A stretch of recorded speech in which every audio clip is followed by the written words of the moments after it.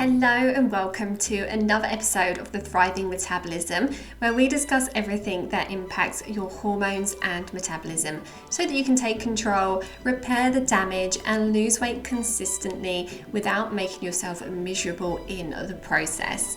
It's my mission to empower you so that you and your metabolism thrives and you never have to go through diet misery again.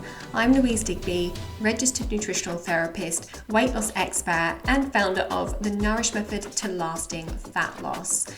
On today's episode, we've got the wonderful Claire Doherty, and Claire is a registered nutritional therapist, physio, and medical intuitive.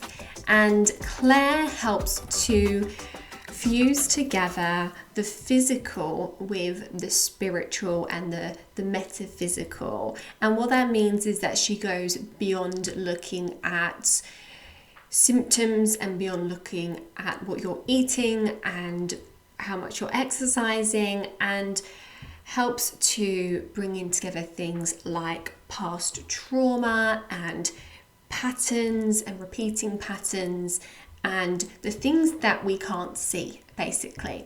So it's such an interesting conversation that we've had, and I really hope you enjoy it. Okay, welcome back. Today I've got Claire Doherty with me, and I really wanted to get Claire onto the podcast because Claire has a little bit more of a metaphysical insight into health and well-being. As nutritional therapists, we look at the physical and symptoms and what's going on in the body, and we stray a little bit into mindset, but Claire gets a little bit more into that side of things. So perhaps, Claire, you could start by telling us a little bit more about that and how you got into nutrition and medical intuition. Hi, yeah. I was originally a physio, and I still practice as a physio. So I've been doing that for about 30 years. And I began to notice that certain patients with certain symptoms also had certain personality traits or patterns. But I never really kind of thought much of it. And then about 10 years ago, I became really unwell myself. And that's when I got interested in nutrition, and I studied nutritional therapy, and it really helped me get my health back on track. And at the same time, I was restudying some classes in psychology. So I've got a master's in health ergonomics, which I did about 2010, and that's psychology based. And it's so that's where I learned most of my behavioral change work from. So at the same time that I was doing nutritional therapy, I was kind of returning back to behaviour a little bit and thinking, oh, this would be really good to go with nutritional therapy.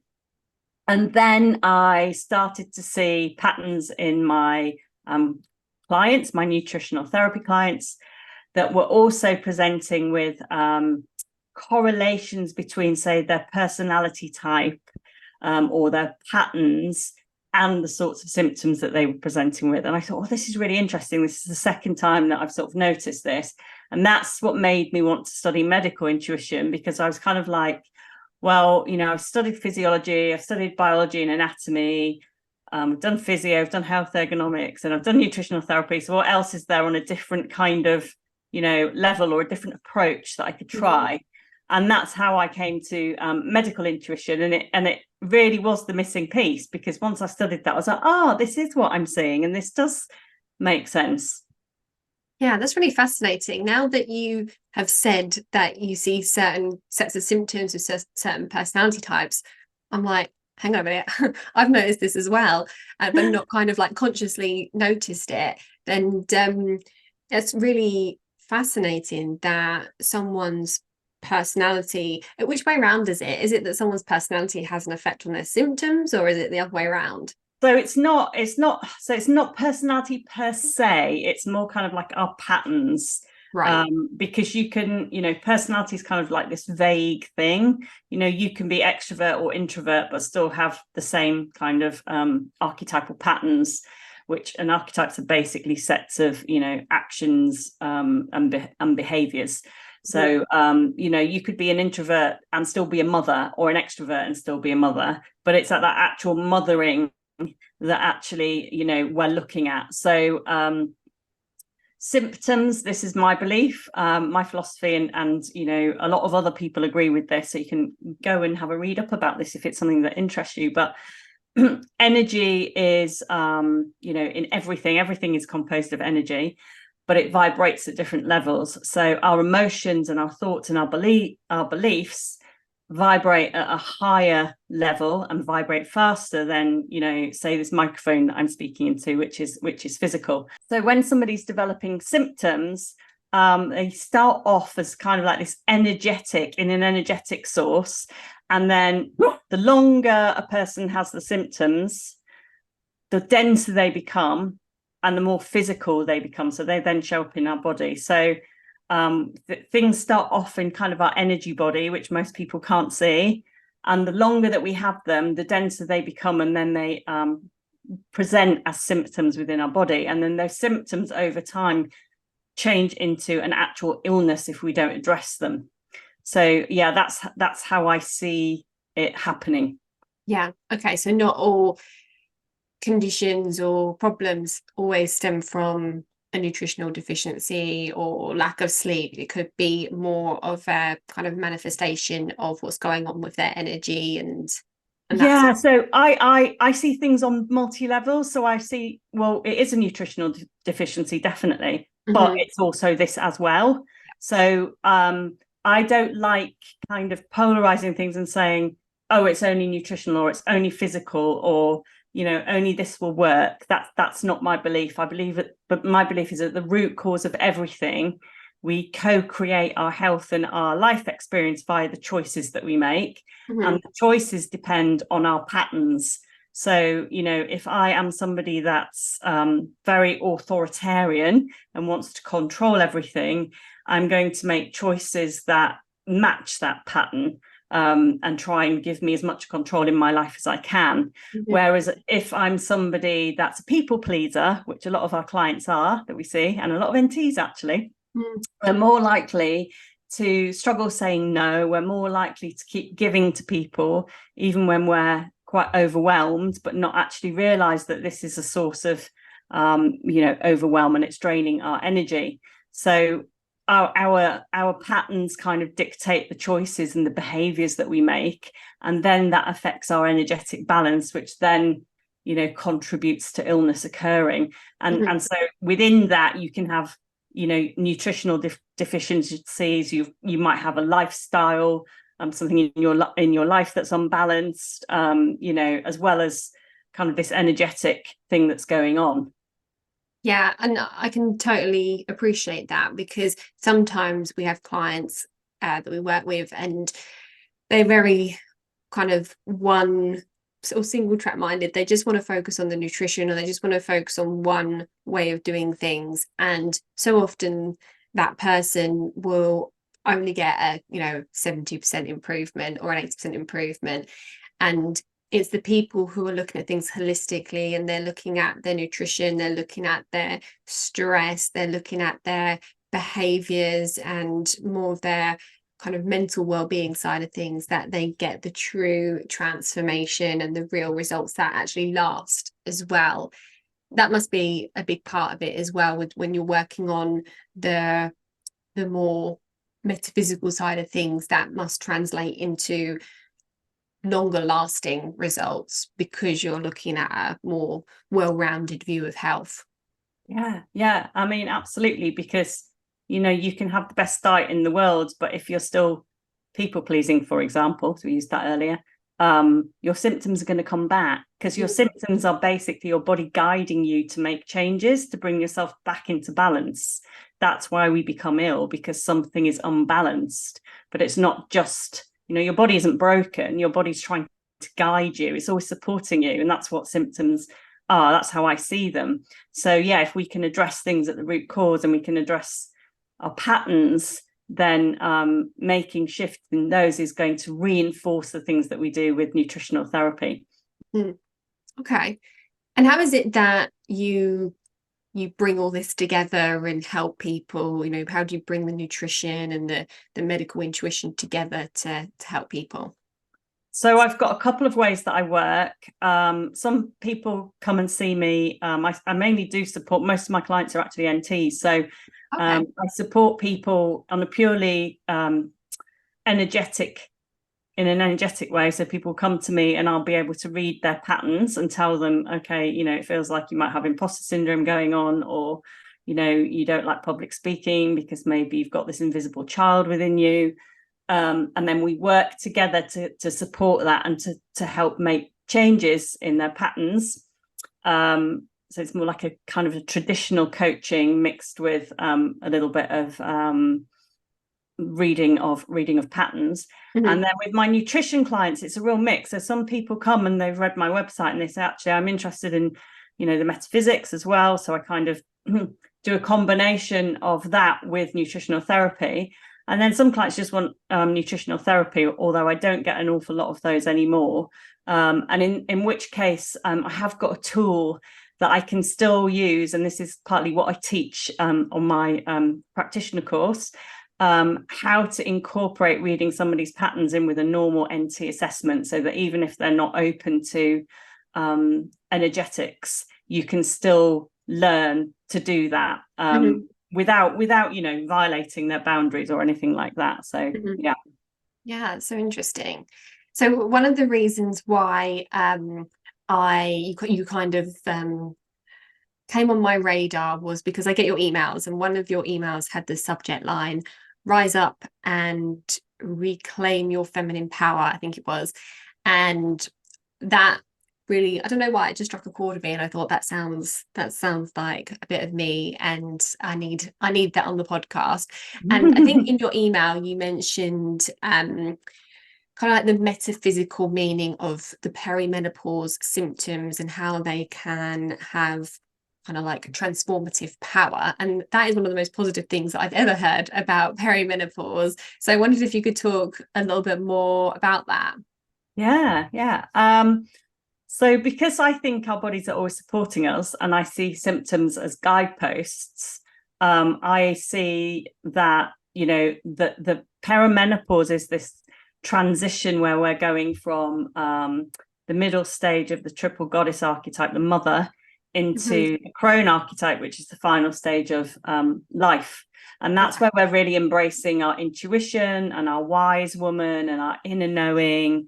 And we're being invited to do kind of like this life review. It's almost like, right, come on, you're getting into the third stage of your life as an adult. You know, what's really working for you and what's not. And I see symptoms as being those guideposts that help us turn inwards and start to do this kind of review. And I think, or see, that's why the symptoms are so varied, and that's why women have, you know, very different symptoms to each other. We don't all have, you know, the same 3 symptoms. We have lots of different symptoms depending on what it is that we're being guided to change. And because of that, I see it as really supportive. So I you know, I talk about this quite a lot in the class that I'm doing at the moment, but I think there's kind of this polarity, and there has been for a long time for women, that they've been told, well, it's just a normal process, just suck it up and get on with it. And so therefore they feel kind of ignored, and they don't feel seen, and they don't feel witnessed. And then there's the other end, which has completely over-medicalized it and made it into some kind of pathology, like, oh, your body is broken, and, you know, we definitely need to get you back to like what a woman should be.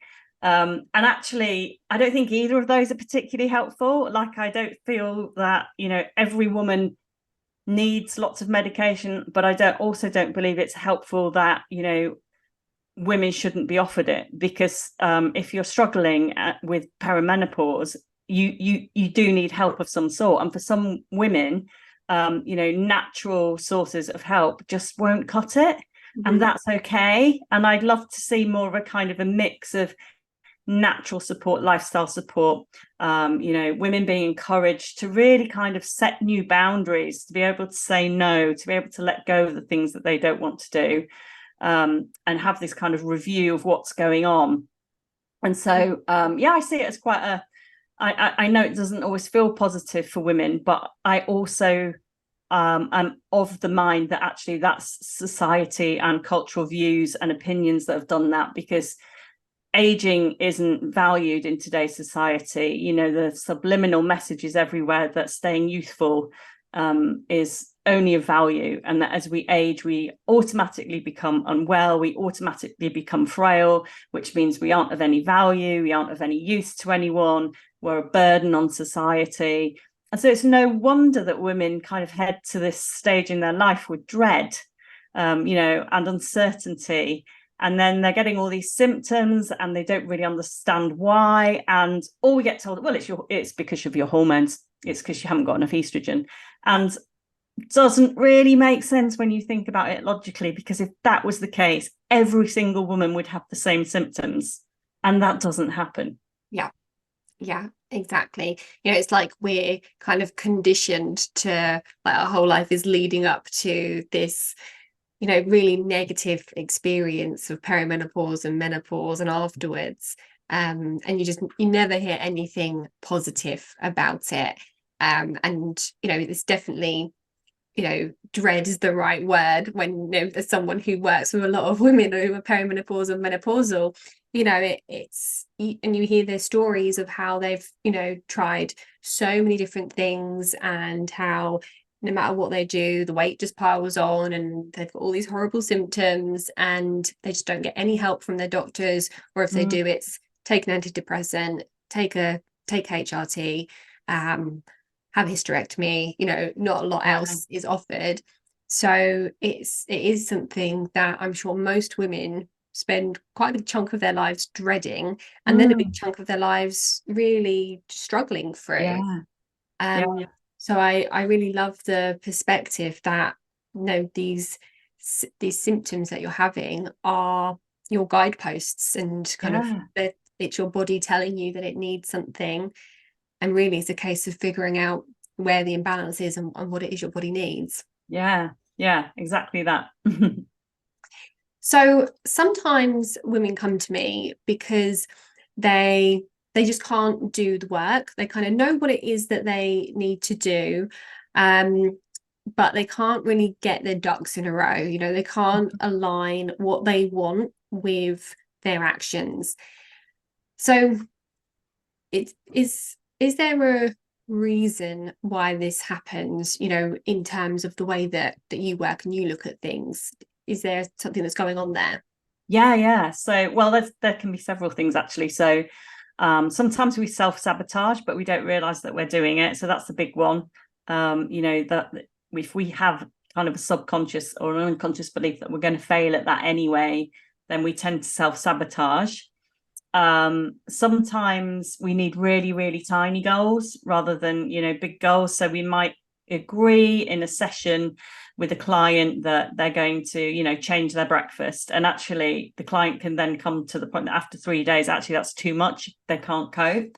So we might need to, you know, strip that back a little bit, and instead of completely changing the breakfast, it might be kind of changing one component, because some people really need tiny manageable goals in order to help their confidence.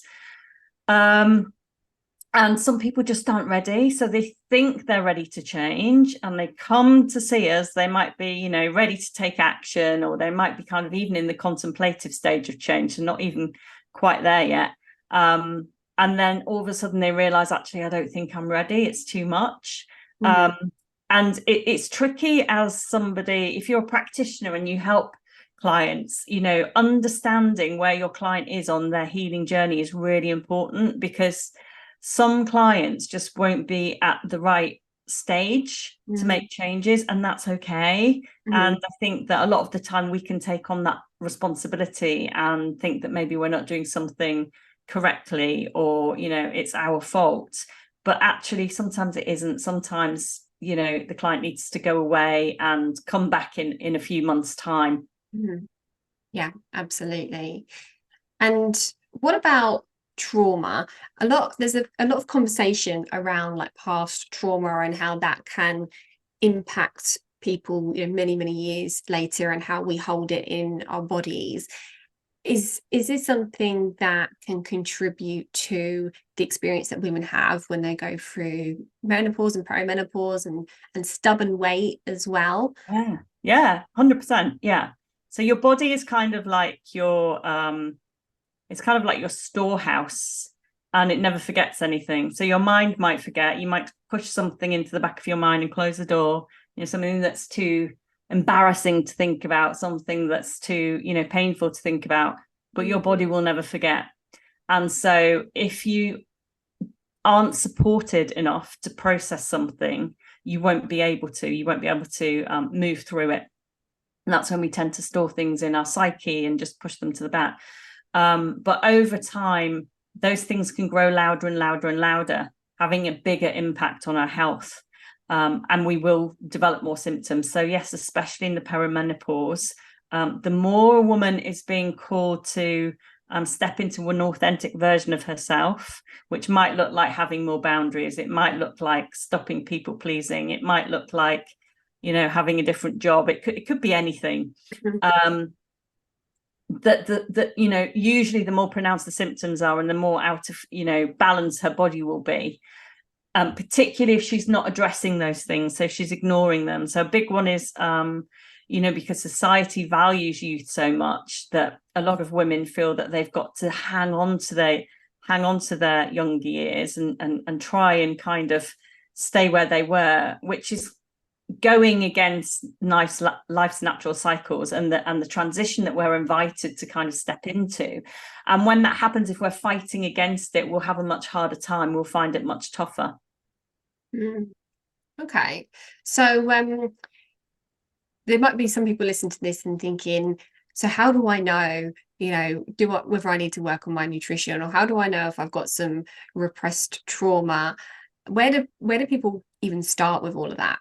So first of all, we can always work on our nutrition. It's never a waste of time. It's never a waste of money. It can only help us. That's my belief anyway. I feel really passionately about that. And so I always think that we can make improvements, and that those improvements are having a really supportive effect on our bodies. So that's the first thing to say. And then the second thing is, most people will know that everyone's had trauma. We have all had trauma. So trauma can be lots and lots of small things over a long period of time, not just one big, really shocking thing. And most people will know whether they've kind of got a little bit of trauma that they haven't addressed. But the complicated thing comes in that most people have got lots of hardwired patterns that aren't very helpful to them, that they're not aware of, because our hardwired patterns are unconscious, and they're the things that we use every day without really thinking about them, because they're automatic and hardwired.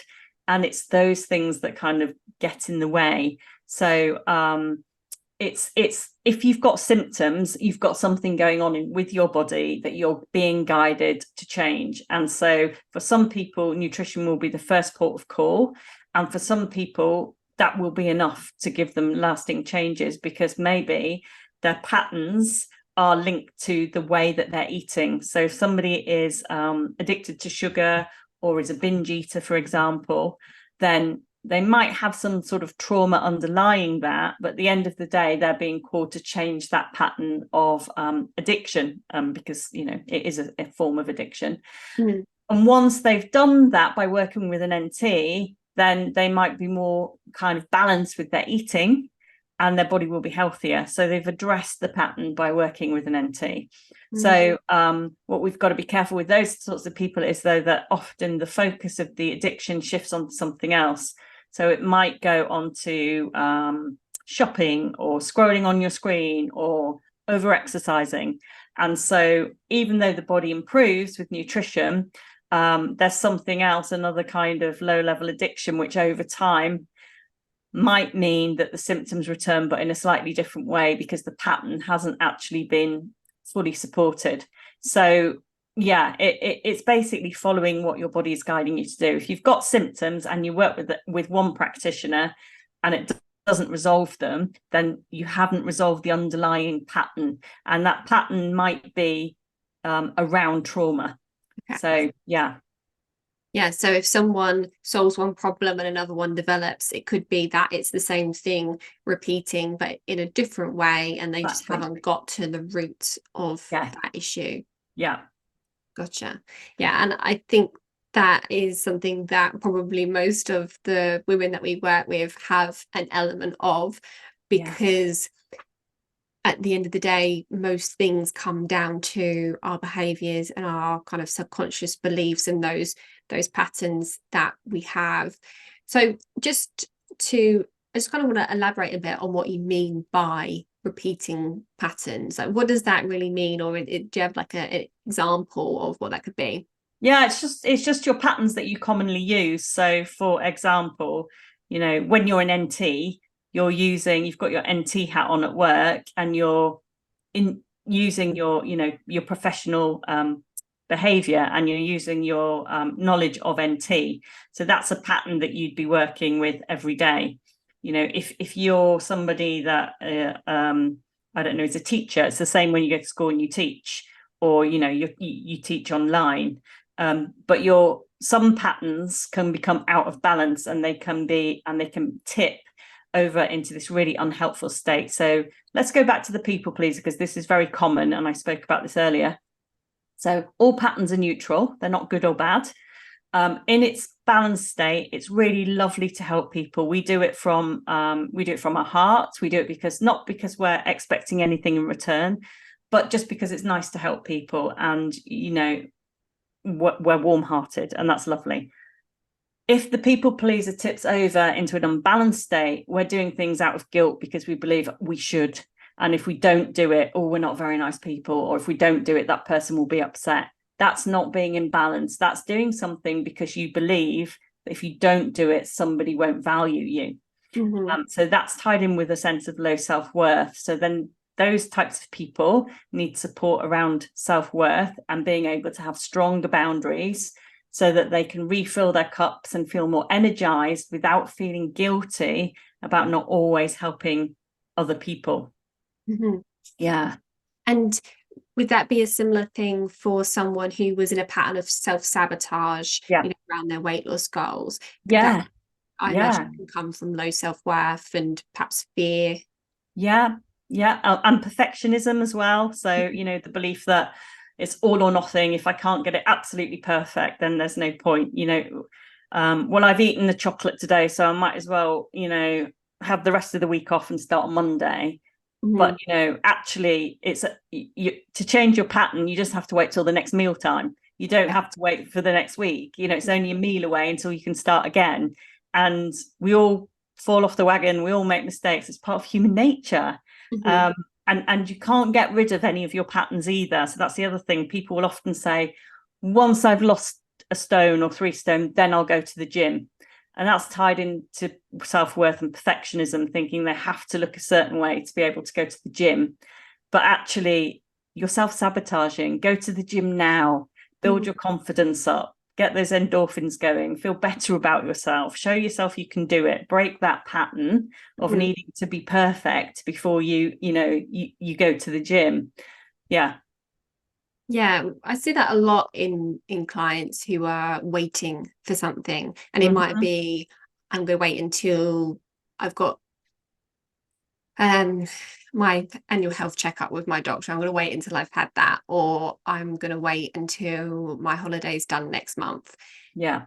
And like you say, it's just self-sabotage, isn't it? They're just setting themselves back. There's absolutely no reason why they can't get started beforehand. So for people who have this real mental block about waiting for this thing, and there's always something, isn't there? But people who have that mental block and they can't get started until they have this thing happen, how do they take action? How do they do something about that? So again, it's breaking it down into tiny micro goals. So going to the gym might be something like buying a pair of trainers or buying a gym kit, and then it might be just putting them on in the house, or and then wearing the trainers to walk to the shop. So you're kind of embodying the pattern that you want to get into. So to go to the gym, you want a little bit of an athlete archetype, or a fitness archetype, or I don't know, a kind of a health pattern of some sort. So to be able to do that, it's, well, what would I need? Oh, I can start wearing my trainers, or I can start, and then when they've walked to the shop, they can start to count that towards their fitness. Oh, well, I'm not in the gym, but this is, look, I've got my trainers on, I'm actually doing it, it's good for my heart. And so you'd build them up really, really tiny. It wouldn't be like, right, try and go to the gym this week 3 times. That's too big. It's not achievable for people often. So we need to bring it right back into teeny tiny micro goals to make it very achievable. Because part of the reason that people don't start their exercise plans, or they change their nutrition or change their behavior, is that they're not quite sure how to do it, and it just feels too big. Imagine if you say to someone, well, you're going to run London Marathon, and they've never run before. You wouldn't just say to them, well, start going out on 10-mile runs. Start really, really tiny. And to some people, even getting to the gym feels like a marathon. So definitely. Yeah, it's just making things really, really achievable for them. Yeah, I love that. Micro goals, I think, is probably the way forward for most people, because like you say, going to the gym feels absolutely massive. There's so many things, so many concerns and worries and changes in behavior that are all intertwined, that are really, can create such a mental block. And so breaking it down into those real baby steps is definitely the way to go. And for anything, not just going to the gym, but for making changes to your breakfast, or getting up earlier, or whatever it is that might be the path to getting to your health goals. Yeah. Well, this has been so interesting chatting with you, Claire, and I'm sure our audience has found it really, really interesting too, to have this other kind of piece of the puzzle that we've spoken about today. If people want to find out a bit more about what you do, how can they do that? They can go to my website, which is just my name, clairedoherty.co.uk. And that's DOHERTY, and Claire with an I. I'm on Instagram, which is my name, Claire Doherty _alchemist. So you can find me on both of those platforms, and you can email me and message me from there as well. Amazing. Thank you so much for joining us today. Okay, thanks for having me. It's been great. If you'd like to talk to me about anything that we've discussed in this episode, you can reach me on Facebook, Instagram, or TikTok by searching at Louise Digby Nutrition. If you're enjoying this podcast, then please head to Apple Podcasts or wherever you get your podcasts, and make sure you hit subscribe or follow and leave a review. Thanks again, and I'll see you next time.